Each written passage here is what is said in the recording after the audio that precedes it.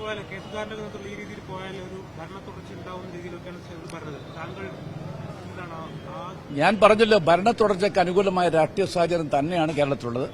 കോൺഗ്രസുകാർ ഒറ്റക്കെട്ടായിട്ട് പോകണം, ഒറ്റക്കെട്ടായിട്ട് പോകുമെന്നാണ് എന്റെ ആത്മവിശ്വാസം. ഐക്യത്തോടുകൂടി തന്നെ കോൺഗ്രസ് പോകും.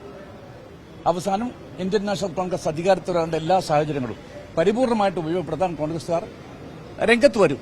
എനിക്ക് സംശയം ആ കാര്യത്തിലില്ല. ഇതൊക്കെ തന്നെ താൽക്കാലികമായിട്ടുള്ള ഒരു ചായക്കോപ്പയിലെ കൊടുങ്കാറ്റായിട്ടേ ഞാൻ കാണുന്നുള്ളൂ.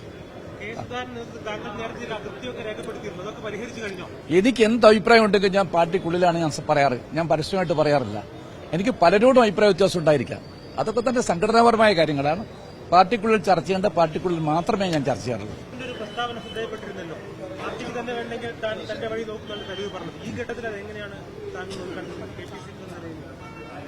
ഈ ഘട്ടത്തിൽ ഞാൻ കാണുന്നത് എല്ലാ കോൺഗ്രസ് നേതാക്കന്മാരും പ്രവർത്തകന്മാരും ഒറ്റക്കെട്ടായിട്ട് മുന്നോട്ട് പോകണം. വരാൻ പോകുന്ന തെരഞ്ഞെടുപ്പ് നിർണായകമാണ്.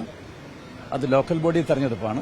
ആ തെരഞ്ഞെടുപ്പിൽ താഴെത്തട്ടിൽ പ്രവർത്തിക്കുന്ന പ്രവർത്തകന്മാർക്കൊക്കെ തന്നെ അവർക്ക് മത്സരിക്കാനും വിജയിക്കാനുമുള്ള സന്ദർഭമാണത്.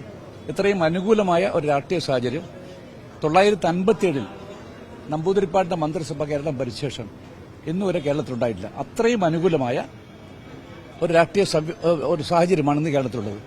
അതുകൊണ്ട് കോൺഗ്രസും ഐക്യ ജനാധിപത്യ കക്ഷിയും വിജയിച്ചു വരേണ്ടത് അനിവാര്യമാണ്. അതുകൊണ്ട് കോൺഗ്രസുകാരുടെ ഇടയിൽ ഐക്യമാണ് ആവശ്യമുള്ളത്. പിന്നെ തരൂരിന്റെ വിഷയം ഉയർത്തിക്കൊണ്ടുവരുന്നത് സിപിഎമ്മിന്റെ ആവശ്യമാണ്. അത് സർഗാല ബുദ്ധിയാണ്. കോൺഗ്രസിൽ ആശയക്കുഴപ്പമുണ്ടെന്ന് വരുത്തി തീർത്തുകൊണ്ട് അവർക്ക് അവരുടെ യഥാർത്ഥ പ്രശ്നങ്ങൾ ഒളിച്ചോടാനുള്ള ഒരു തന്ത്രം മാത്രമായിട്ടാണ് ഞാനതിനെ നോക്കിക്കാണുന്നത്. ആര് പറഞ്ഞാലെന്താ? ഞാൻ പറഞ്ഞല്ലോ, ആ പ്രശ്നം സിപിഎമ്മിന്റെ ഇപ്പോൾ സൃഷ്ടിയായിട്ടാണ് ഞാൻ കാണുന്നത്. ഈ കാര്യത്തിൽ മറ്റേത് രാഷ്ട്രീയ പാർട്ടിയേക്കാൾ താല്പര്യം കാണിക്കുന്നത് സിപിഎം ആണ്. മറ്റാരും താല്പര്യം കാണിക്കുന്നത് എനിക്ക് തോന്നിയിട്ടില്ല. അധികാരത്തിലെത്താൻ കഴിഞ്ഞില്ലെങ്കിൽ നല്ല രീതിയിൽ പാർട്ടിയെ നയിച്ച ആളാണ് താങ്കൾ.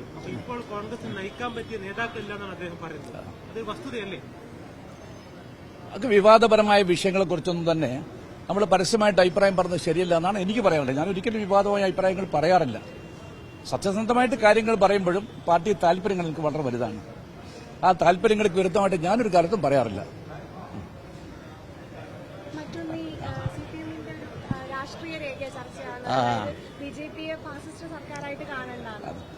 അതാണ് വിഷയം. ഏറ്റവും പ്രധാനപ്പെട്ട വിഷയത കേന്ദ്രം ഭരിക്കുന്ന സംഘപരിവാർ ശക്തികളുടെ ഈ ഫാസിസ്റ്റ് രാഷ്ട്രീയം അതിനങ്ങനെ കാണേണ്ടതില്ല എന്നാണ് നയരേഖയിൽ പറഞ്ഞിട്ടുള്ളത്. എന്തൊരു വ്യതിയാനമാണ്! അപ്പം എന്താണ് ബി ജെ പിയെ സിപിഎം വിലയിരുത്തുന്നത്? അത് വ്യക്തമായിട്ട് പറയണം.